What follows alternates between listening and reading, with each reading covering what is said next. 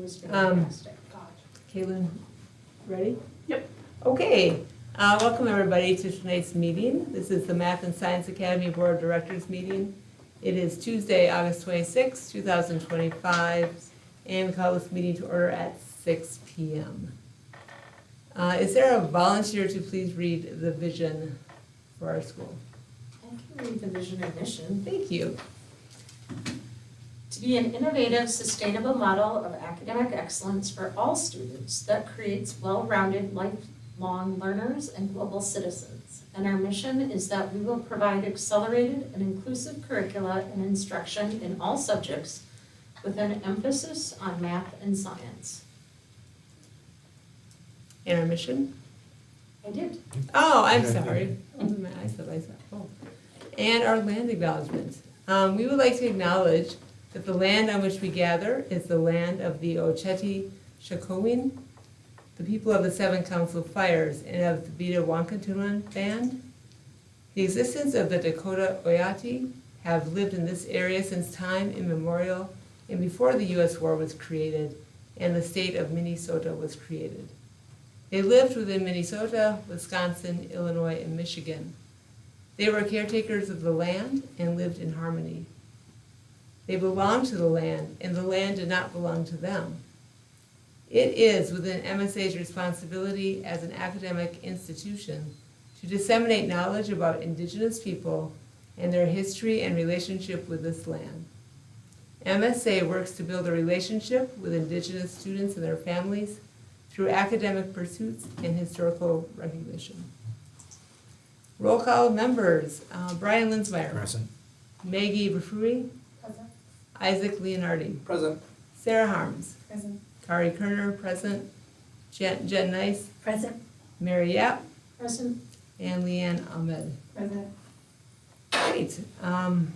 Open forum. I didn't receive any open forums, so we will keep on going. All right, approval of tonight's agenda. Is there a motion to approve tonight's agenda? I'll move to approve tonight's agenda. Thank you, Brian. Is there a second? I'll second. Thank you. Any discussion about the agenda?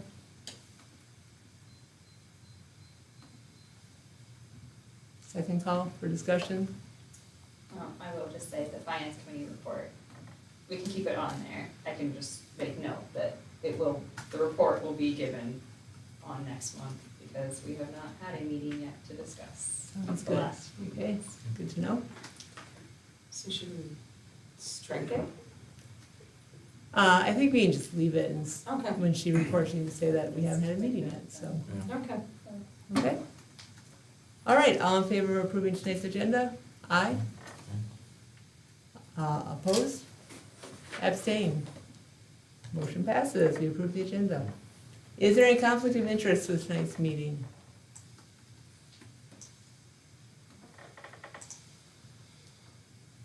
Okay, we'll carry on then.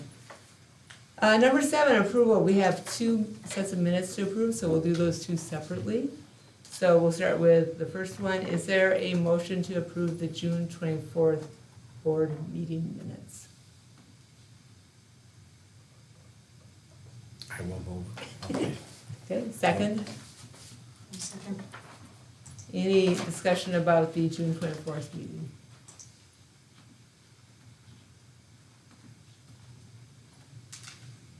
Second call for discussion. All right, let's vote then on that motion. All in favor? Opposed? Abstain? Motion passes. Moving on to the July 22nd meeting, is there a motion to approve those minutes? I can motion to approve the July 22nd. Great, thank you. Second? I will second. All right, discussion about July 22nd. Second call for discussion. Hearing none, all in favor, or all approving the July 22nd minutes? Opposed? Abstained? Motion passes. Okay, let's move on to the consent agenda. Is there a motion to approve tonight's consent agenda? I move to approve the consent agenda. Second? Any discussion about the consent agenda? Can I just make a note? Sure. So you'll see item B, the governance committee met in May to discuss those two policies. And following the decision to move them forward, there were some significant changes in the legislation. So those have been updated, but we're gonna run them through 2 reads just because they have, the updates, the legislative updates have not been reviewed by the governance committee. That's good. Any other comments or discussion? All in favor of approving the consent agenda? Opposed? Abstain? Okay, motion passes. That moves us to number 9, our reports. Board reports. So, a couple of things going on. First of all, you all know that Tammy Brooks has been reassigned to be administrative intern, which means she resigned from the board. And there will be a new teacher position open. Will we be voting on that person in September? Hopefully, yeah, we're looking for a volunteer from staff, so Okay. we hope to bring somebody in September for the board to vote on. Okay, great. So we'll look forward to that. On August 7th, we had a meeting with our authorizer. It was me, Kate, Justin Tarks, Tammy, and Liz. And it was a really nice meeting. It was a way to just get to know each other. I know Liz and Justin probably don't know each other very well. I didn't know Liz well. It was really energizing. And I think it was really nice to share our experiences and what we see as the great things about MSA. So that was a really good meeting. August 9th, we had a board retreat, which also seemed to be very productive. It was a good chance for people to get to know each other. Some shared messages from the retreat. We talked about teams and the role of the board of directors, all in preparation for when we start working on strategic planning. And then in preparing for that as well, Christine did some lecture going over some of the teamwork processes.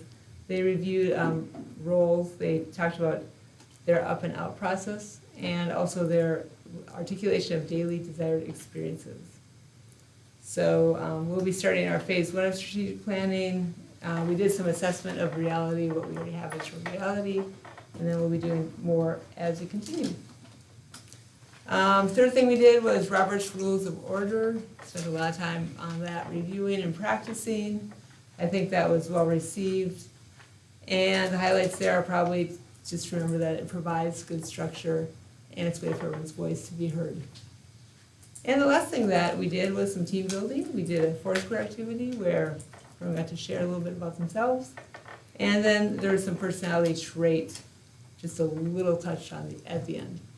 And just how our personality traits can affect communication. But everyone's report back, I think, was that it was really a positive experience. Sunday, August 17th, there was the MSA 25th anniversary celebration picnic, which was really well attended. I know I was there. It was a beautiful day. A lot of hard work went into it. And it was really neat to see the memory lane, the timelines, the yearbooks, all of the pictures. And I think it was really neat community building and a way for us to kind of celebrate the past, but also celebrate what we're doing now and celebrate the future. So that was a really great event. So thank you to all the people who put that together. I know Tammy put a lot into that one, that's correct. And I'm sure Kate did and a number of others. So thank you, that was really nice. On Thursday, August 21st, we had our 6th grade orientation. And that I thought was successful as well. Seemed to be a lot of kids there, a lot of families. It's a good way for kids to kind of relax and get to know the school, get to know some of our classmates and teachers. A lot of questions were probably answered. There's a potluck. And the school brought in some pizza to make sure we had enough food, but there was plenty of food brought in. So thanks to the parents who did that. And it's always great with the potluck because you get a wide range of foods. and get to experience a lot of different cultural foods. It was really fun. Big thank you for that one to the PTO, especially to Diane Teagues and Molly Darsow. They did a lot of work putting that together. And if you were there, it's a very festive feel, the way they had it set up. So it was a big celebration. And finally, upcoming things. So we're back to school night this Thursday, the 28th, for all the other kids. First day of school for grades 6 and 9, September 2nd. September 3rd, first day of school for, what did I just say? 6th and 9th grade, is that what I said? September 3rd for everyone else, and then September 9th, school pictures. So that's my board report. Kate, do you have a expansion report? Okay, so, if anybody has been by the building, it is coming right along. They are putting on the decking for the roofing right now. It's over the whole gym, and I just saw a picture today, they poured so under a gym floor goes concrete, so the concrete was poured today. The roofing is going on. They've got most of the decking in for the 2-story section. We're starting to put in windows. So we expect the building to be fully enclosed by, before winter, but even in the next 3 weeks or so, the windows will all be in. So that's very exciting. We're still waiting for, our elementary approval. That's due before September 1. So I expect when I get word, I will share that with the board. Interest it's always been very strong in the elementary. I didn't put in the numbers today because they're coming in super fast. Now we've had over 100 students join the list in the last week.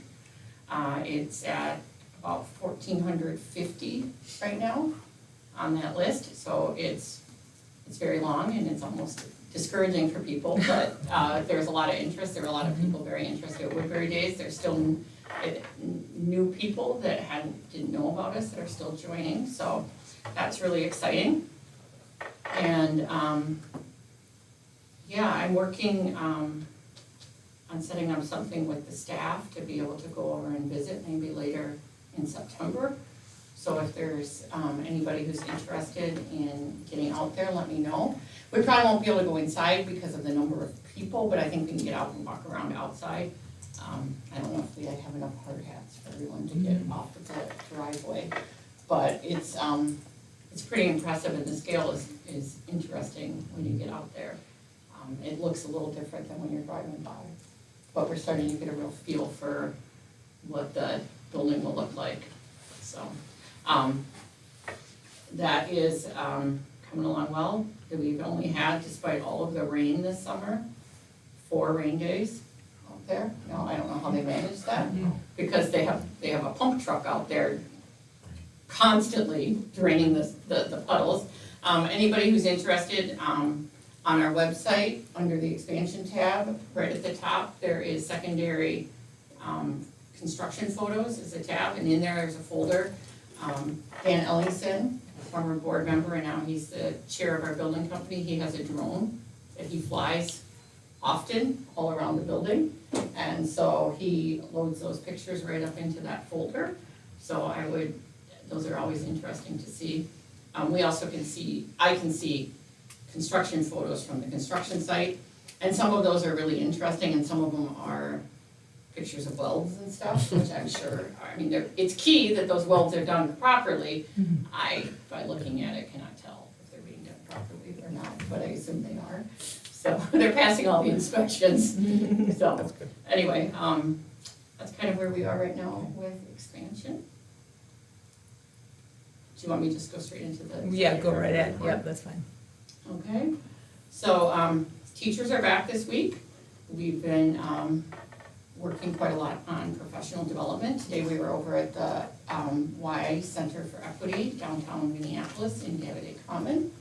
That was, it's always a really good experience.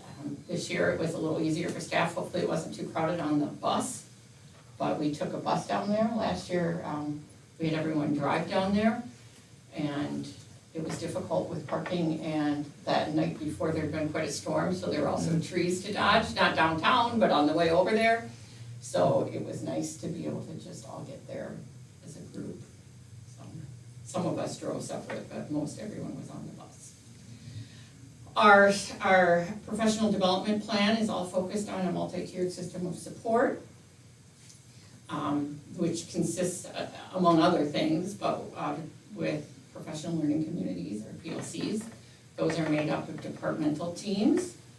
So all the math teachers, the English teachers, and Spanish teachers and whatnot meet together, and they review the 4 essential questions for PLCs, which are, what do we want our students to know or to be able to do? And we've spent the last 2 years really working on that. And then how will we know if our students know it or are able to do it? So we're building that out a little bit further with a bigger emphasis on formative assessments, so that students and parents know exactly where the student is prior to the summative assessment. And then how will we respond if our students don't know it or are not able to do it? So that's one component, and something that happens at every school, but is particularly, and it's a good problem to have, is how will we respond if our students already know the material or are able to do it? Because that's one thing that's extremely important, that students are getting something from class. So if they come in, we have a number of students sometimes that will already know how to do what we're teaching. So how do we make sure that they have something that extends their learning every day? And then another component to our MTSS is the student success teams. Those are grade level teams, and they focus on research-based interventions. So teachers will monitor their students if they have a student that they're concerned about, whose grades are dropping or other issues are coming forward.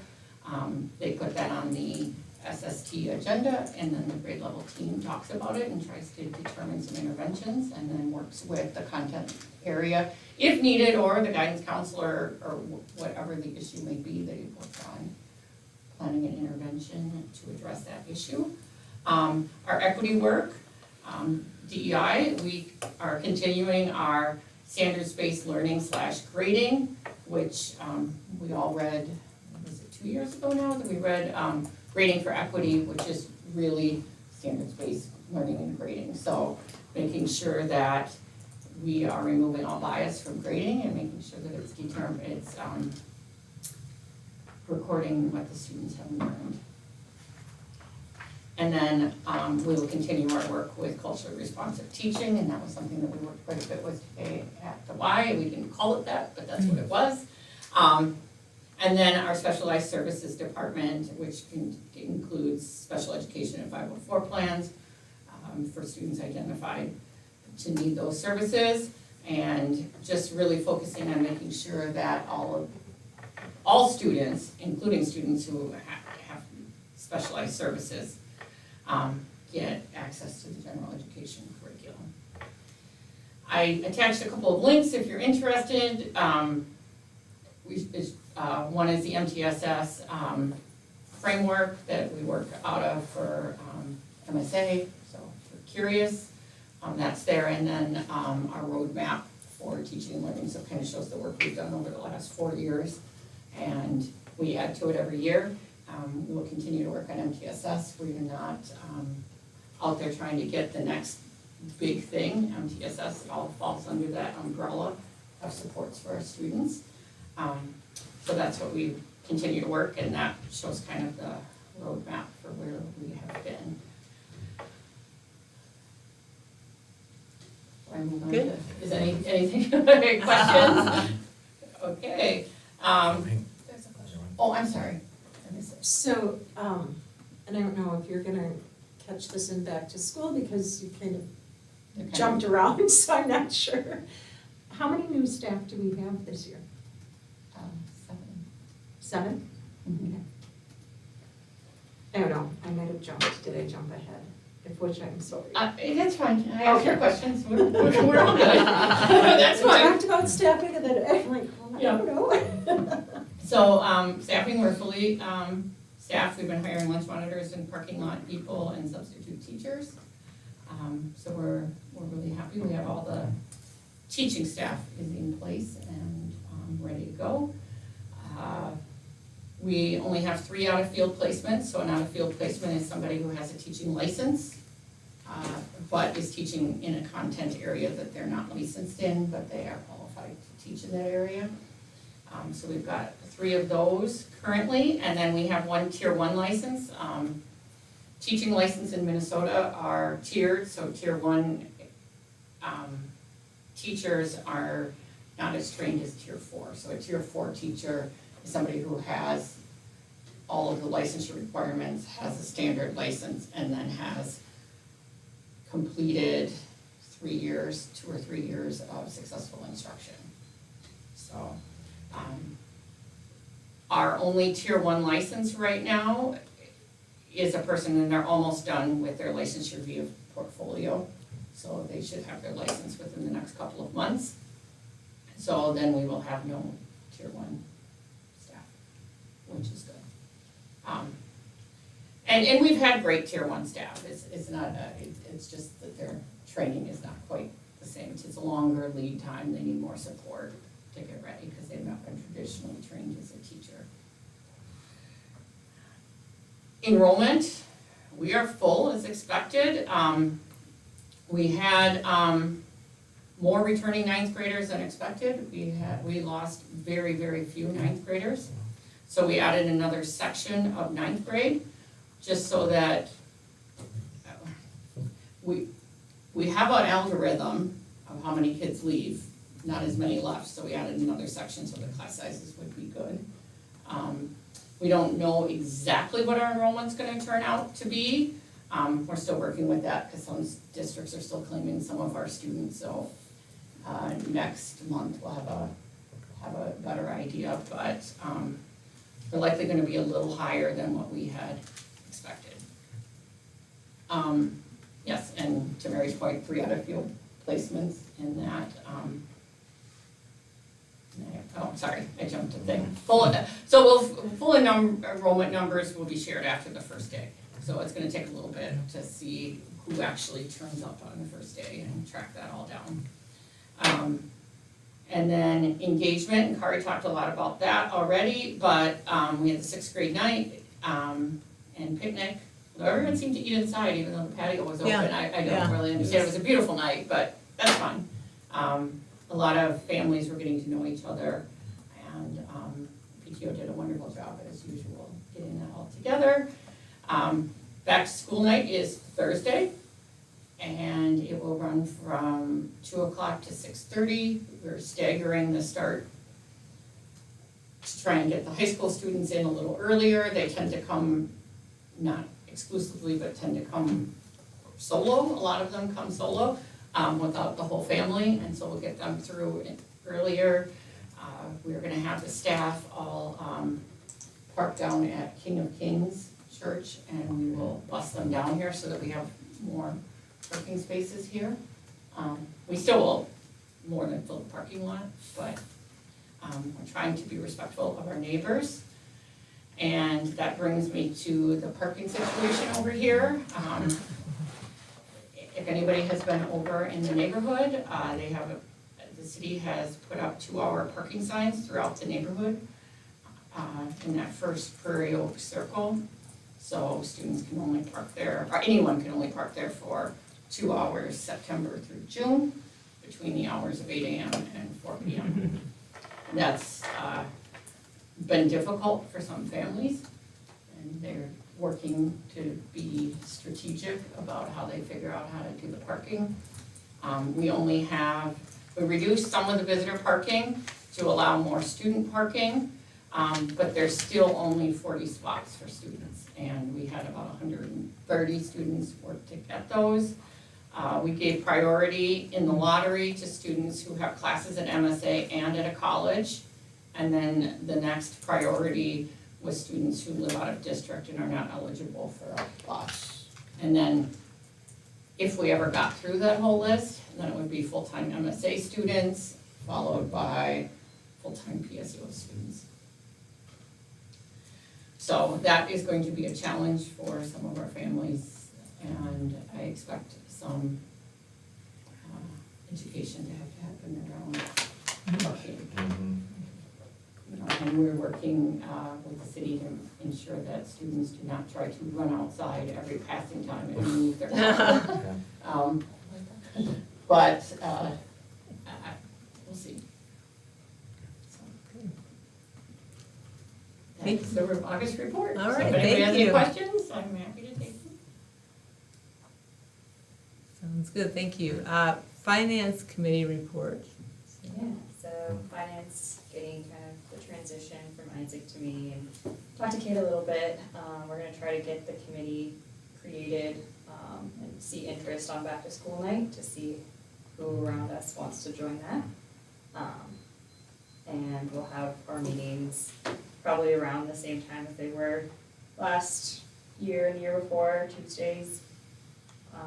Usually right after school ideally, this time in my room, so either elevator or stairs, sorry everyone.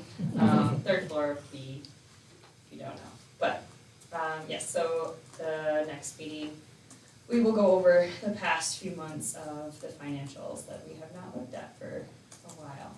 And hopefully I can talk to Dustin and figure everything out, but learning process, we will get it to you eventually. Sounds good. Any questions for anyone? Move on then to number 10. We have 2 action items tonight, and Kate sent you a paper that just sort of explains a little bit of what we're doing and also a recommended motion. So we'll start with the motion and then we have discussion afterwards. Is there a motion for A, to repeal policy 516.1, the peanut and nut-free accommodation policy? I will move to repeal 516.1 peanut and nut-free accommodation policy. Second? I second that motion. All right, discussion. So the recommendation for repeal is by the governance committee for 3 reasons. There are different allergies at MSA. There are so many different allergies that people might have. We can't cover all of them in any one policy. So we'd always miss something. Adding policies for each of the allergies, 2, would be too cumbersome and not manageable. And 3, each student who has a dangerous allergy is eligible for an individualized health plan. So their IHP will put those accommodations that they need in place. So all the students who have that need will be accommodated for, and it will be safe at school. We're gonna try just going around the room. I'll just call on each of you, and you can either comment, if you have a comment, question, thought, or you can pass. So, Mary, thoughts on the policy?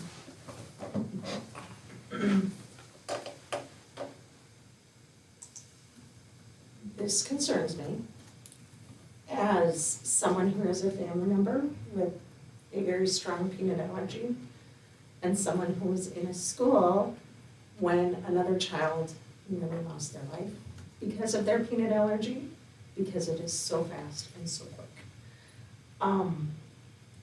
I saw what that school did as far as putting that peanut allergy in place to protect kids with these allergies, and it went down to concessions and everything else. And so I guess I appreciate when we walk into classrooms for board meetings and such, and it says a peanut-free classroom, because I'm like, okay, I can appreciate that. Those oils can literally mean minutes for someone's life. So I struggle with this one. Thank you for sharing, Mary. Maggie, thoughts? No comments. Sarah? Yeah, I mean, I have a classroom with a peanut-free energy right now, and, I mean, I see the pros. I see how we don't wanna make a, policy for every allergy. I think that would be very cumbersome, and I think it's not equitable to have just one, but not some others. I do see how peanut and nut are a little more common, I would say, and easily transferable. So I do see both sides to this, so. Yeah, I would agree. I appreciate the equitable approach and recognize that it's difficult to have many policies supporting a individualized health plan. I first kind of heard that, and I have a son with a severe allergy.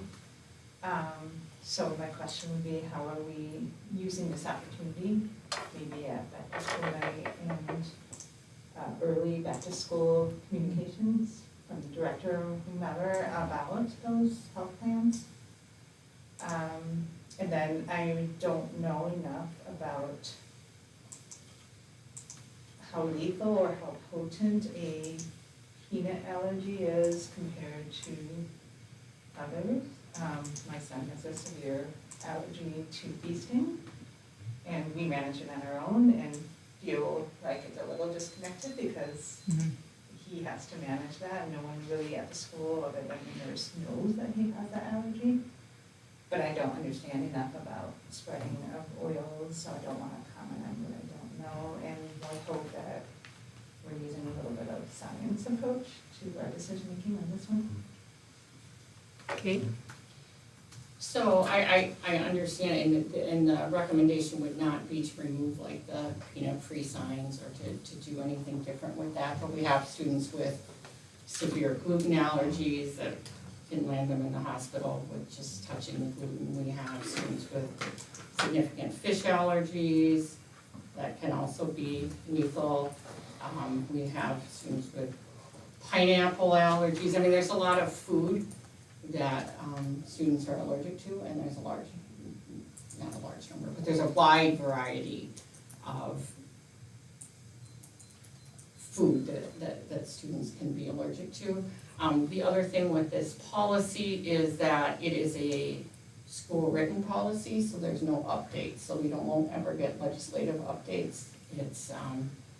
It's ours individually, and the reality is that anybody with a potentially serious allergy should have an individualized health plan so that we know and understand. And a lot of students have a warning in the student information system so that the staff knows that the student is significantly allergic and this is not. And the prevalence of the peanut allergies has started to decline a little bit. We haven't seen as many of those coming forward, but that was the reasoning that the governance committee gave for potentially repealing this policy. It doesn't mean that we will no longer protect students with food allergies. Actually, quite the contrary, we will continue to really work with any student that has anything. And we do ask about allergies and whatnot with our back to school registration, and our school nurse does follow up with anybody who does report a significant allergy. And teachers are made aware if there's a significant allergy in the classroom. Thank you.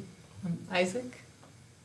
I think from what I understand is that teachers, you still kind of go through the same process where you check every student's information on the student information system and have no peanuts or whatever it is as needed in the classroom. So I think it would be similar in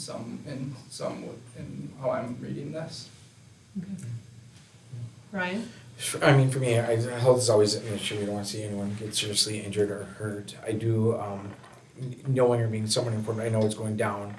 But I do think as long as we can keep a room of an allergy free or whatever, all the allergies, I mean, calling it out as just this, but also the health risks are a concern. But it sounds like teachers will know, everything will still be in place. It's just we're not really going to have fully identified stuff. So that's kind of what my thought is. And again, the other allergies that have been denied, or I shouldn't say denied, but behind, just so that those students would have a space to go, would be my concern. Jen? I really don't have anything else that hasn't already been addressed. I agree with a lot of the comments around just making sure that people are aware of the allergies and making sure that kids are being kept safe through their IHP, so. Same. Everyone stated everything very well. Just to summarize, what I'm hearing is there's a lot of concern. And certainly if you are a parent or a child with an allergy, there's a heightened concern, which makes perfect sense. This is not a state policy. It's not a state statute, not a law that we have to follow. And it is, what we have in school is only for peanuts and nuts. So I'm hearing the conversation about equity and whether it's equitable to have this only for a peanut-free classroom or a peanut-free policy. And I'm hearing that students will be taken care of and certainly cared for with this policy or without the policy, in either way. My thoughts, anything extra might be that I just wonder, without a policy in place, if almost the policy makes it like, I would say it's more risky. If people know there's a policy, it's like, oh, there's a school policy, I don't need to worry about it. But taking the policy out, now everyone needs to have maybe a little more heightened awareness and actually be thinking about it more, so maybe without the policy, it can certainly be as safe, if not safer. Hearing all that, second round of discussions, feel free to just raise your hand if you have other comments to make. As a parent, it'll be easier, I think, for me. I've always strived to make sure that I read the things, any donation we bring in, any pies we bring in, you know, it's like, okay, don't bring the French silk or don't bring the Snicker pie because they've got nuts, so you can't bring that. So I think in that aspect, I'm like, okay, it'll be easier. I don't know that it's right, but it'll be easier. And to that point, we will still need to make sure that students are aware of food that's brought in, what's in it. I mean, because some of the gluten allergies would put a kid in the hospital too, I mean, there's a lot. So, I'm not saying it's not a good, it's just, that's. Yeah, my other comment would be, the difference between elementary, middle, and high. I think it's expected that middle and high school, you're responsible as an individual and your family to have your needs addressed and address them accordingly. And I would be curious though, what this means in terms of elementary school. I hear that protocols and procedures don't change. It may need to be that they need to be more strengthened or stronger for when you think about elementary school, because the teachers just have a different responsibility. But perhaps there's no change, but that was something else that would come to mind. Anyone else? I think my only thing too is going back without the back of the state, or, I mean, is there really, I don't know, society-wise, I think we're all pretty much aware of it, and in schools, it can still go on publications that there are allergies out there, please be cautious with what you send. And that's where I keep thinking, but I also understand where like your concern, right, is if your kid doesn't get it or someone doesn't know. But from a teaching aspect, I mean, and having been in grade schools or lower, I mean, those teachers get into some of those procedures immediately, but, and again, we can't speak, that's going to happen, because we can't speak for everyone. So, and that's where it kind of is hard, but I mean, without being able to legally really have, yeah, Right. is where I'm kind of concerned. Makes sense. I will say, just to PTO functions, I know that they go out of their way to make sure there are options for all the students, and the list, ingredient list is read on every product that comes in, so.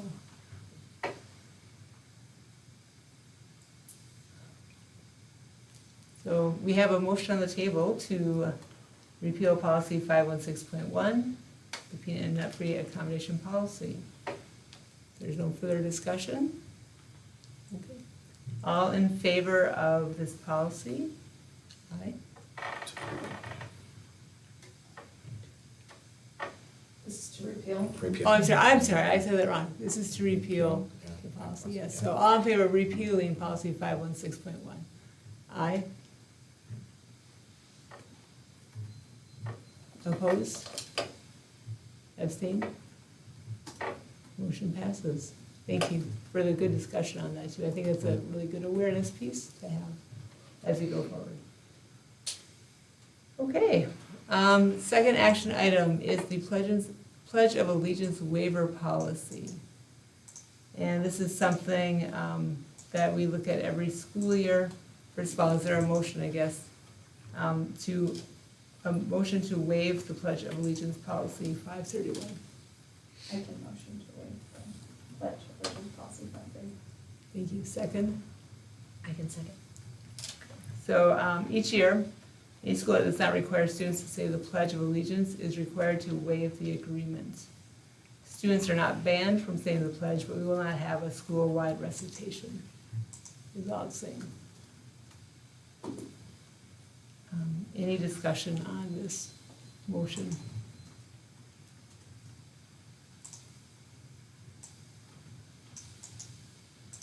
Any discussion?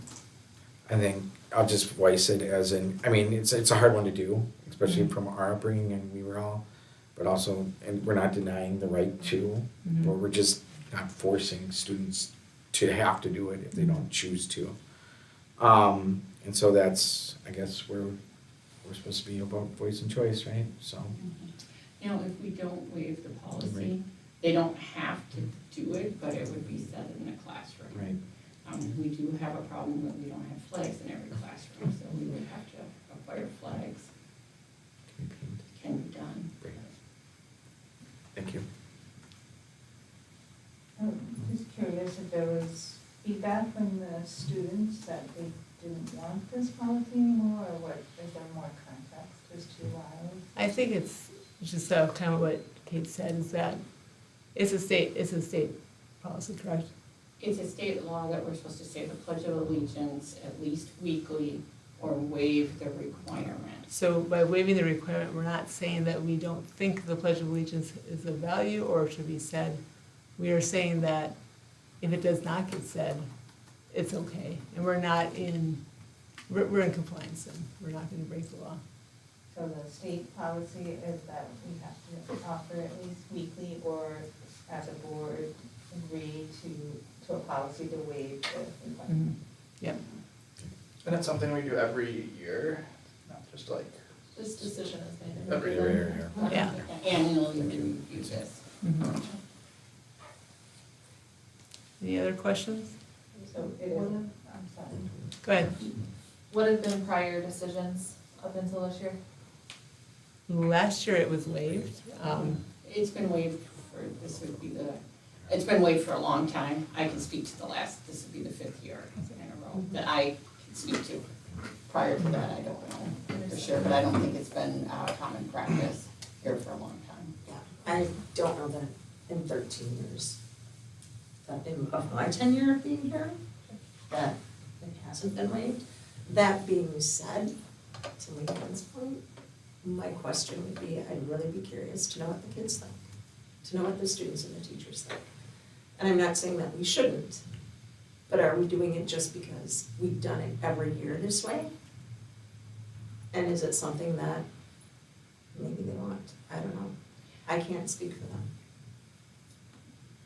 And nothing in this waiving of the policy prevents anybody from saying the pledge. It's just not something as a board that you're requiring the school to do at least weekly. So And- I'm hearing there might be an administrative burden to expect that each classroom would have to figure out how to do it weekly, or the school would have to figure out how to do it weekly, and we've waived that requirement. We're waiving the requirement to do it. Typically, it would probably be done in advisory, given our schedule. So it would be a classroom by classroom. If we carried it out, if a teacher chose to carry it out, it would be done at the classroom level, which monitoring, overseeing to meet the standards seems burdensome.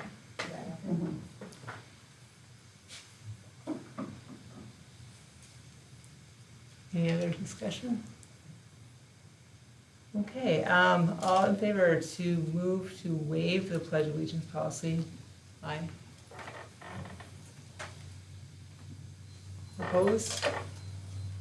Abstain? Motion passes. All right, number 11, future board items. There are 4 on the agenda. 3-year plan review, enrollment update once we know everyone's back in school. Welcoming, we'll have our student representatives here. They're already elected, but we'll get a chance to get to know them a little bit better. Annual report, and I'm thinking we'll be approving our new teacher position. Anything else that anyone thinks needs to be on our agenda that we're missing? I would think based on what Kate said earlier, an elementary school update, right? If we've got. Yeah, so you'll get that, and that'll go out as soon as we know something, to the whole community and to the board as well. But there will be, I'm sure, talk of it at the next board meeting. But you don't have to wait till the next board meeting. All right, well, with that, that ends our agenda, so the time is 6:46. Is there a motion to adjourn our meeting? I move to adjourn. Second? All in favor? Meeting is adjourned at 6:46. Thank you, Thank you, guys. everybody.